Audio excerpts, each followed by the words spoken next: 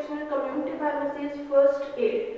What is first aid? The first aid is defined as the immediate treatment given to the patient in the case of accidental victim and sudden illness. जो accidental case में और sudden जो illness का mean में जैसे किसी को heart attack होगा या फिर सीजर्स जो पड़ने लग जाते हैं उस टाइम में वो से हम बोलते सडन इलनेस। उस केस में हम लोग जो मेडिकल हेल्प से पहले जो हम लोग पेशेंट की हेल्प करते हैं, मेडिकल टीम के पहुंचने से पहले जो हेल्प करेंगे उसको हम लोग बोल देते हैं फर्स्ट एड। जो फर्स्ट एड है वो क्यों जो फर्स्ट एड है वो आजकल जैसे एक्सीडेंटल केसेस है ये क्यों ज़्यादा हो रहे हैं, क्योंकि जैसे जैसे पॉपुलेशन इंक्रीज हो रही है हमारी कंट्री में वैसे वैसे जो रोड्स पर है वो क्राउड भी इंक्रीज हो रही है। उसमें जो हर एक पर्सन है वो कहता है कि हमें जल्दी पहुंचना है। इस जो केसेस में जो है वो ज़्यादातर रोड्स पे एक्सीडेंट हो रहे हैं, जिसके कारण जो अनएक्सपेक्टेडली जो चांसेस होते हैं फैक्ट जो वो हमारे ऐसे anything happens the unexpectedly and by the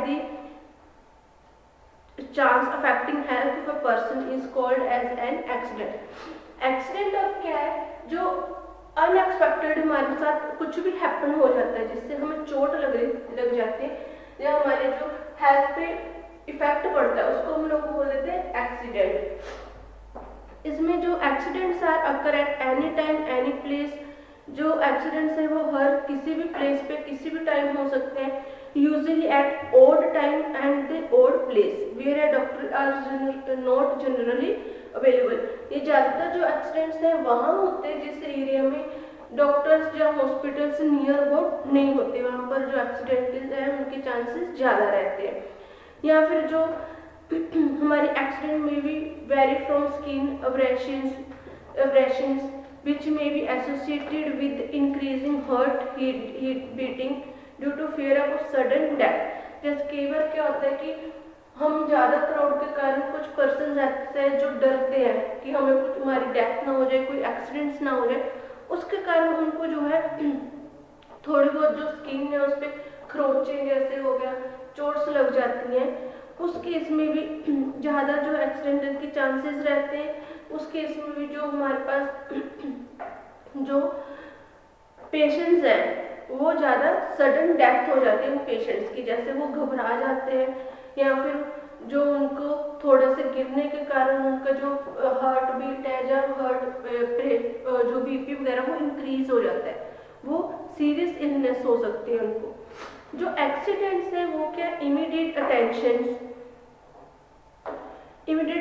end promote the treatment of the person does not get medical help in the time conditions।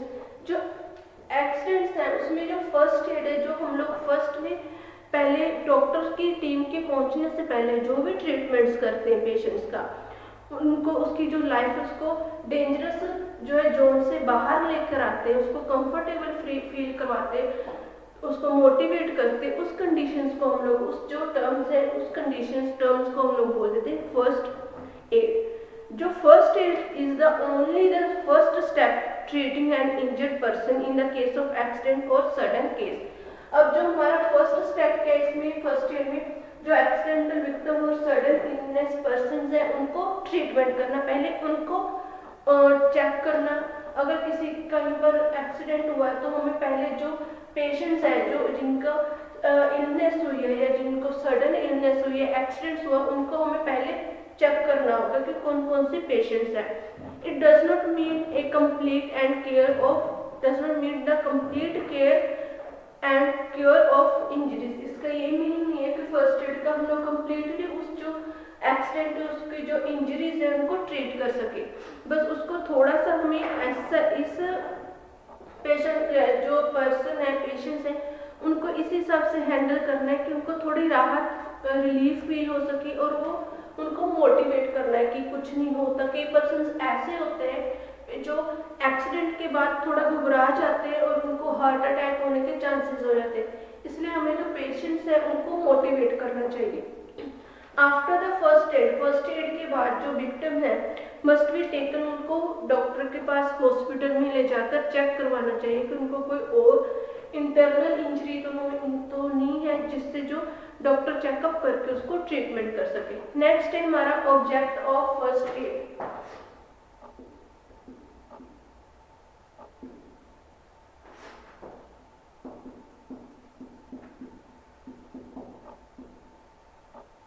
जो फर्स्ट एड है उसके कौन कौन से ऑब्जेक्टिव्स हैं?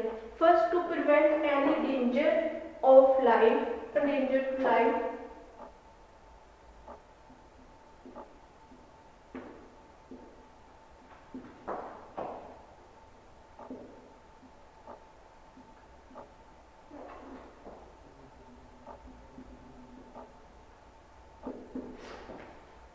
जो लाइफ डेंजरस जोन में है उसको प्रिवेंट करना। फर्स्टली हमारा जो ऑब्जेक्ट है फर्स्ट एड का, हमें लाइफ को, ह्यूमन बीइंग की लाइफ को प्रिवेंट करना। सेकंड है prevent further injury and deterioration of the condition of patients. To prevent further injury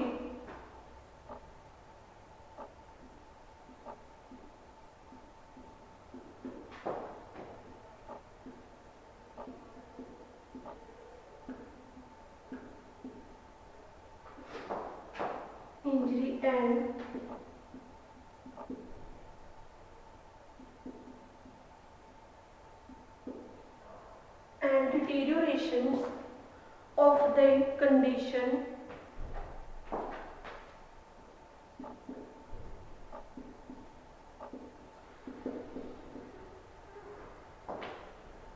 to the patient।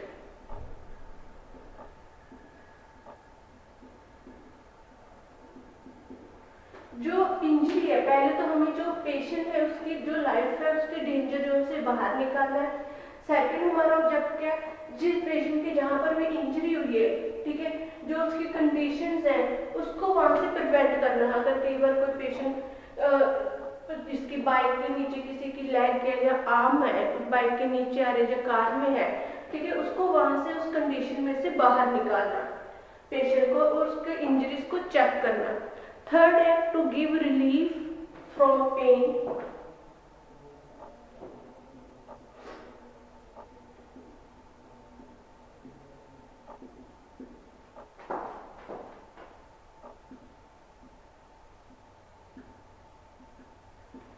जो पेशेंट्स है उसको जो पेन से रिलीफ करवाना, उसको मेडिसिन अगर हमारे पास ऑन द स्पॉट कोई पेन किलर है वो देना या उसको वाटर देना, उस पेन से रिलीफ करवाना। फोर्थ है हमारे पास to make medical care available at the earliest. जितना जल्दी हो सके हमें जो मेडिकल केयर है वो प्रोवाइड करवानी पेशेंट को।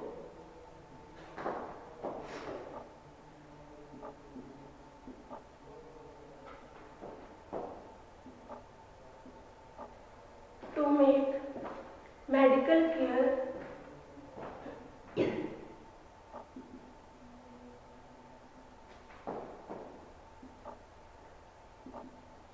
जितना जल्दी हो सके हमें जो पेशेंट को उसको जो मेडिकल केयर है वो अवेलेबल करवाना, जब पेशेंट को हॉस्पिटल में उतनी जल्दी एडमिट करवाना। ये थे हमारे जो है ऑब्जेक्टिव्स हैं कि पेशेंट को कौन कौन से फर्स्ट एड की पहले ऑब्जेक्टिव्स हमारे क्या क्या होने चाहिए।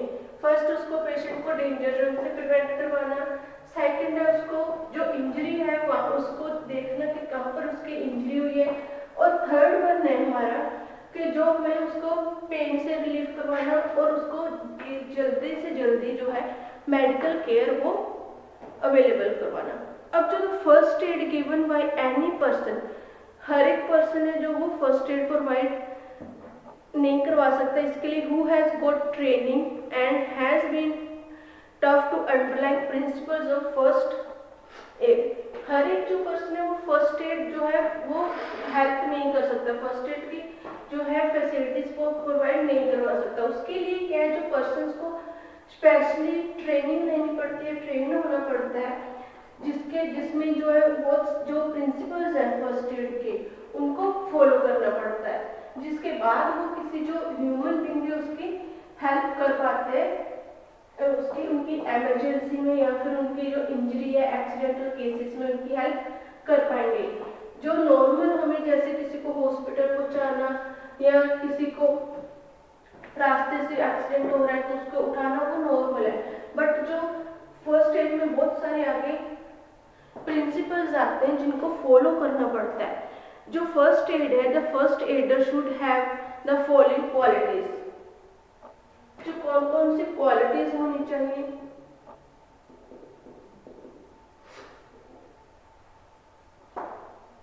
जो फर्स्ट एडर है उसमें कौन कौन सी क्वालिटीज होनी चाहिए ताकि वो उसको ज़्यादा बेटर जो है वो फर्स्ट एडर बना सके, जो पर्सन की, ह्यूमन बींग्स की हेल्प कर सके। फर्स्ट वन है, he should remain a calm and cool as possible.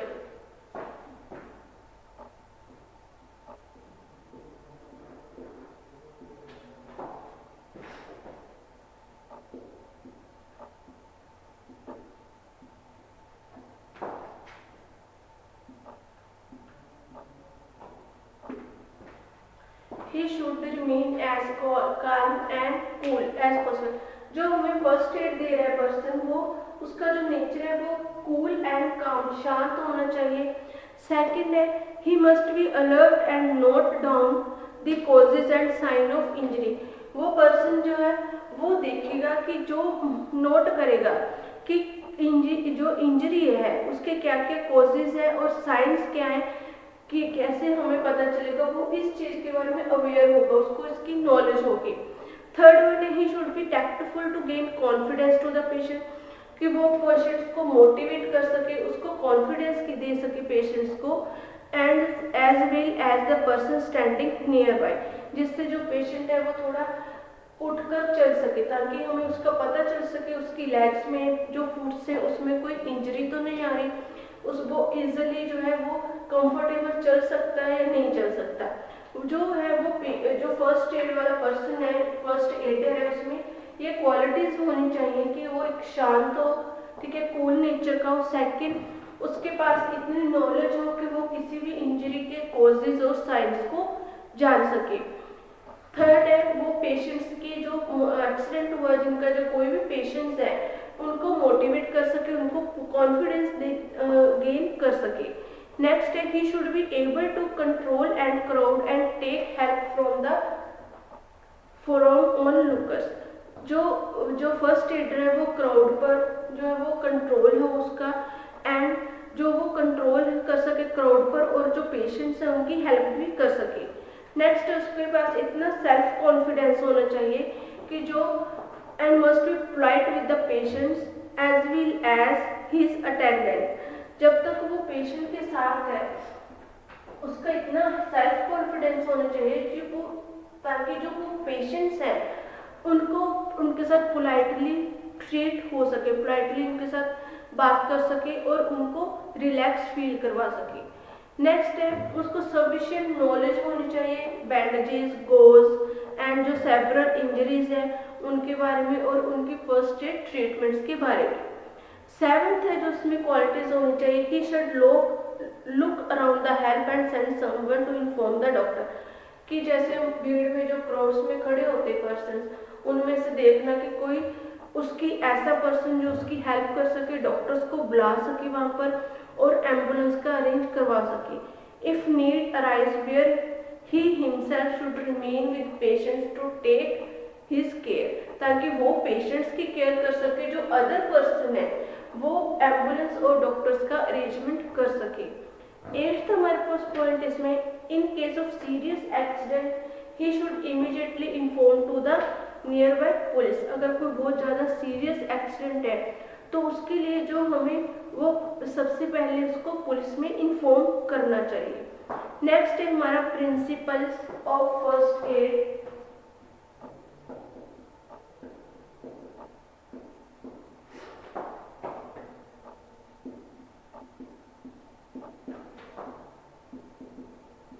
Next हमारे पास है जो प्रिंसिपल्स है, कौन कौन से प्रिंसिपल्स है हमारे पास फर्स्ट एड के।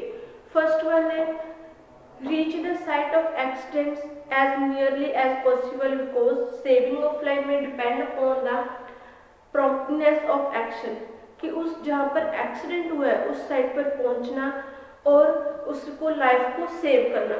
फर्स्ट जो हमारा प्रिंसिपल है फर्स्ट एड का कि हमें जो एक्सीडेंट वाली जो साइट पे वहां पर पहुंचकर उस जो पर्सन है जिसका एक्सीडेंट हुआ है उसकी लाइफ को सेव करना। सेकंड है they take first aid material along with you if it is easily available. जो हमारे पास वहाँ पर फर्स्ट एड मटेरियल हमारे पास अवेलेबल है, उनकी जो बाइक में है या कार में या बस में जो भी अवेलेबल होता फर्स्ट एड या हमारे पास जो होगा, हमें फर्स्टली उसे वो पेशेंट को प्रोवाइड करवाना चाहिए, उससे उनका ट्रीटमेंट स्टार्ट करना चाहिए।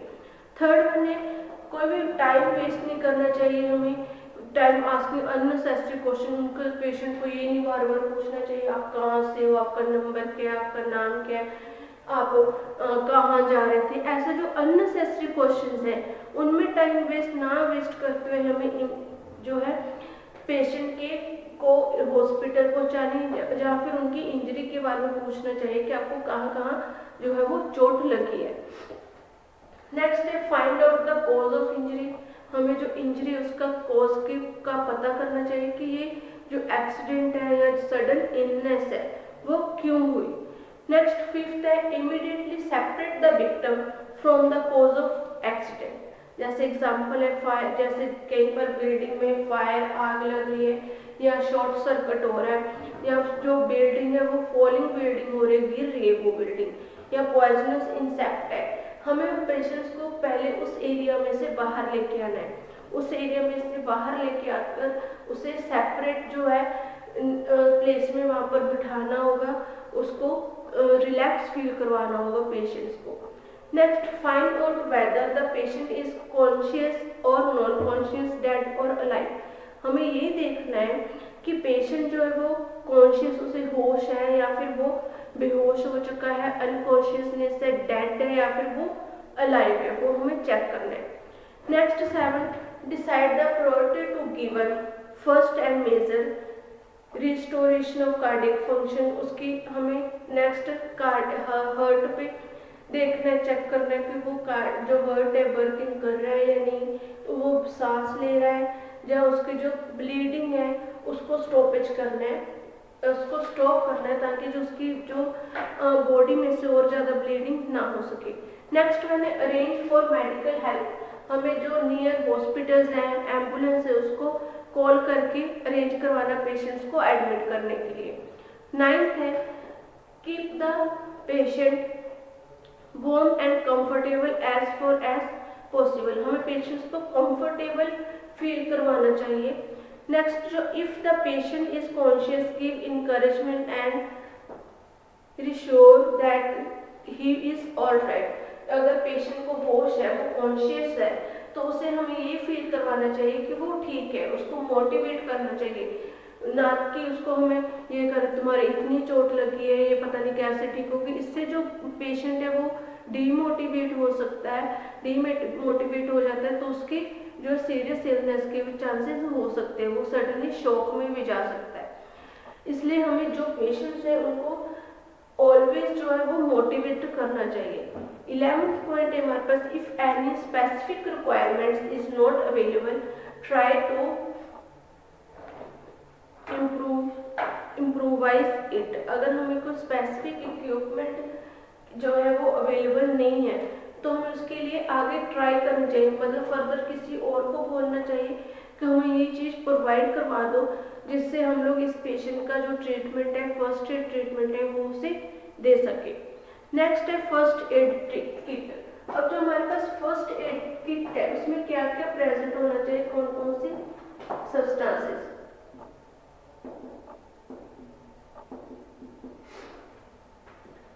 फर्स्ट एड किट में हमारे पास पहले sterile goes, bandages of different size,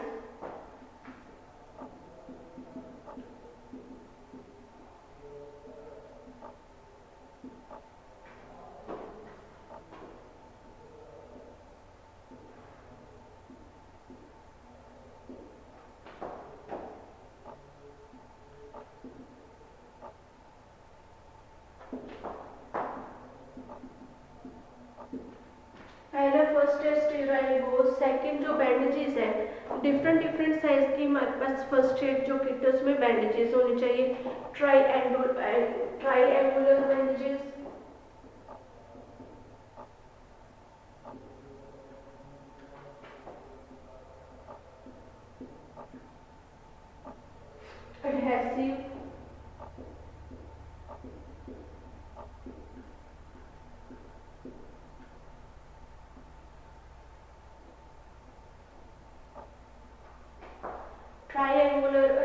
bandages, a pair of scissors and forceps, aromatic spirit of ammonia.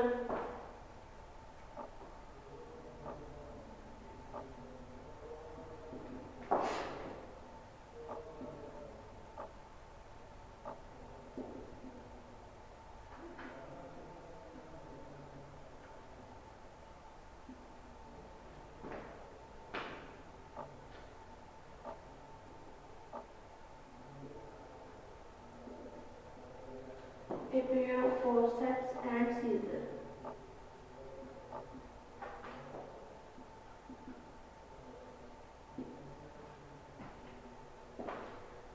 उसके एंटीसेप्टिक सोल्यूशन जैसे डिटोल, सैवलोन।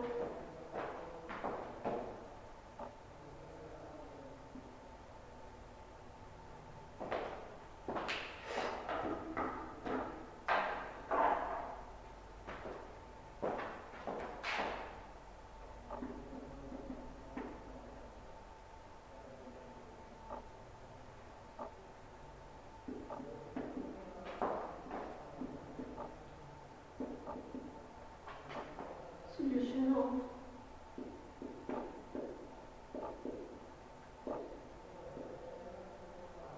एंटीसेप्टिक कोई भी सोल्यूशन जो हमें बाउंड्स जो या फिर उसको क्लीन कर सके किसी भी चोट को। सेकंड है बर्न ऑइंटमेंट।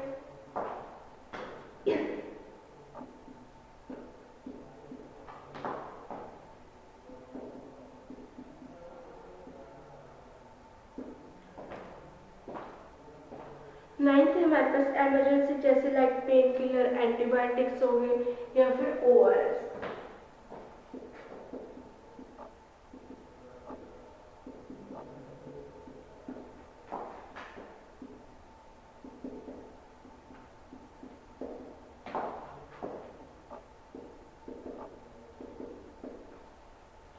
जो हमारे फर्स्ट एड किट है उसमें क्या क्या होना चाहिए। फर्स्ट स्टीराइल गोज बैंडेजेस, अलग अलग साइज की बैंडेजेस होने चाहिए, ट्रायंगुलर बैंडेजेस होने चाहिए, adhesive bandages, aromatic citrate of ammonia, a pair of forceps और सीजर्स। नेक्स्ट है हमारे पास antiseptic solutions, Dettol and Savlon and burn ointment. अगर किसी के बर्न केस आ गया तो उसमें ऑइंटमेंट, बर्न ऑइंटमेंट। या फिर नेक्स्ट हमारे पास कोई पेन किलर, एंटीबायोटिक और ORS, जिससे हम लोग जो है वो पेशेंट्स को थोड़ा बहुत जो मेडिकल हेल्प है वो दे सके। All these articles should be properly arrange as well preserve in the kit so as to prevent contamination और स्पॉइल्स। ये जो हमारे पास फोर्सेप्स है, सीजर्स है, ये जो हमारे पास इक्विपमेंट्स हैं, जो सब्सटेंसेस हैं, ये आर्टिकल्स है, इन्हें हमें प्रॉपरली अरेंज करके अपने किट में रखना है। सेकंड जो इसमें हम जो कंटेमिनेशन नहीं होनी चाहिए इनमें, इनको हम लोग प्रॉपरली जो वो क्लीन करके रखना चाहिए। नहीं तो अदरवाइज अगर किसी पर्सन को कोई डिजीज है जो कम्युनिकेबल डिजीज है, अगर हम ऐसे बिना वॉश किए उनको दूसरे जो पेशेंट है उस पर यूज कर लेंगे तो वो कंटेमिनेटेड डिजीज है जो वो दूसरे पर्सन को भी हो सकती है। इसलिए इनको हमें क्लीन करके रखना चाहिए जो हमारे पास आर्टिकल्स हैं। These items are periodically examine. इनको हमें देखना चाहिए कि ये एक्सपायर तो नहीं होगी जो हमारी इसमें मेडिसिन पड़ी है। स्पॉइल्ड और contaminated articles as well as expired medicine should be replaced with new one. जो हमारे पास एक्सपायर होगी मेडिसिन या कंटेमिनेटेड आर्टिकल्स हैं उनको हमें रिप्लेस करके जो है वो न्यू आर्टिकल्स यूज लेने चाहिए, उनको यूज करना चाहिए।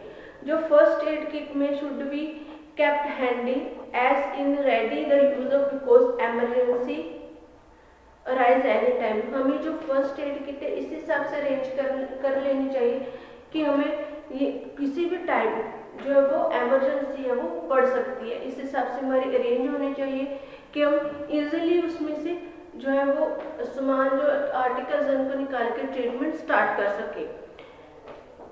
सेकंड है हमारे पास टाइप ऑफ फर्स्ट एड। जो टाइप ऑफ फर्स्ट एड में हमारे पास है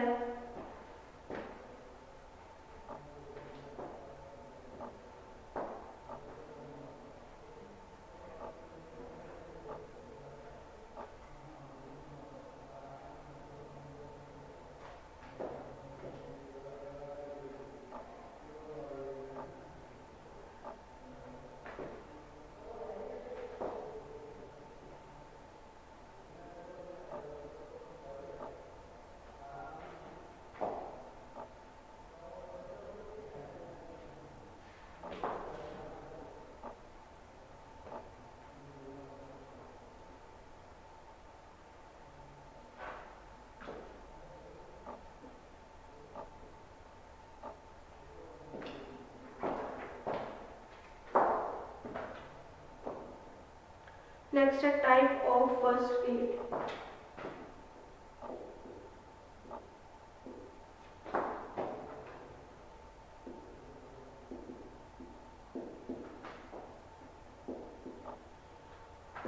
जो फर्स्ट एड की क्या क्या टाइप्स है, जैसे एक्सीडेंट जो अक्कर होते हैं एनी टाइम एनी प्लेस, कहीं पर भी जो एक्सीडेंट्स है वो हो सकते हैं, जैसे लाइक रोड्स पे, फैक्ट्रीज में, नेचुरल क्लाइमेट, बर्न, शॉक या फिर इंसेक्ट बाइट, स्नेक बाइट, कहीं पर भी कोई भी एक्सीडेंट्स अक्कर हो सकते हैं। उसमें हम लोग जो पेशेंट है उसको हम कैसे एग्जामिन करेंगे, कैसे हम लोग उसे देखेंगे कि वो पेशेंट ठीक है, वो डेड है या फिर अलाइव है। फर्स्ट वन उसमें हम लोग चेक करेंगे उसकी पल्स रेट।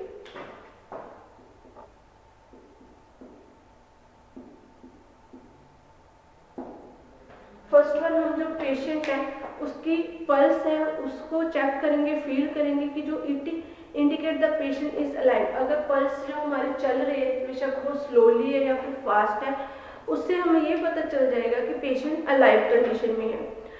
बट अगर pulse is not felt even after external cardiac massage, it means patient is dead। अगर हमें पल्स फील नहीं हो रही तो इसका मीनिंग है कि पेशेंट क्या है, वो डेड है।